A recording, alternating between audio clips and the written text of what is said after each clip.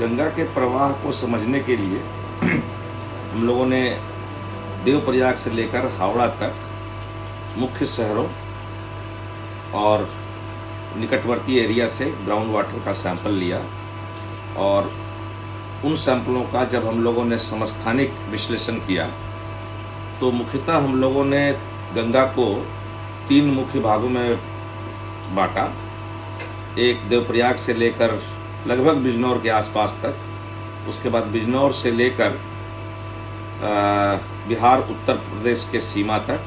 और फिर उत्तर प्रदेश बिहार के सीमा से लेकर हावड़ा तक। इन तीन क्षेत्रों में हम लोगों ने समस्थानिकों के आधार पर पाया कि नदी का जो प्रवाह है उसमें जो भूजल है उसकी मात्रा अलग अलग है, और इसके आधार पर हम लोगों ने इसमें ये देखा कि जो बिजनौर से लेकर बिहार और उत्तर प्रदेश के सीमा तक का जो एरिया है, लगभग 1200 किलोमीटर का एरिया, नदी का ये वाला जो हिस्सा है वो मुख्यतः भूजल द्वारा फीड किया जाता है। और उसके बाद यूपी और बिहार सीमा पे जब हिमालय की दूसरी नदियाँ जैसे कि घाघरा, गंडक और सोन जो साउथ की तरफ से आती है, ऐसे नदियों के मिलने के बाद नदी में एक अलग तरह का प्रभाव है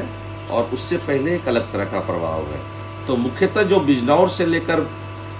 बिहार उत्तर प्रदेश के सीमा का क्षेत्र है उसमें मुख्यतः ग्राउंड वाटर है, और यह क्षेत्र वो है जहाँ पे कि वाष्पीकरण से जो पानी का क्षय है वो लगभग 58% का है, और ये वो क्षेत्र है जहाँ नदी में प्रवाह कम है। और इसका मुख्य कारण हम लोग मानकर चल रहे हैं कि जो अपर गंगा कैनाल, मध्य गंगा कैनाल और लोअर गंगा कैनाल के द्वारा वाटर डाइवर्ट की जाती है विभिन्न कार्य के लिए, और जो छोटी नदियां हैं उनमें प्रवाह का कम होना, तो ये हम लोग के लिए चिंता की विषय है। और इसके साथ ही हम लोगों ने उत्तर प्रदेश, बिहार के जो सेंट्रल ग्राउंड वाटर बोर्ड के जो एक्सप्लोरेटरी और मॉनिटरिंग वेल्स हैं, हम लोगों ने उनका भी अध्ययन लास्ट 20 साल के डेटा पे किया। इन डेटा से ये प्रतीत होता है कि जो हमारा भूजल है वो स्थिर बना हुआ है और निरंतर गंगा नदी को पानी सप्लाई कर रहा है। अगर मैं कहूँ तो ग्रीष्म ऋतु में ये इसका ज़्यादा महत्व है, और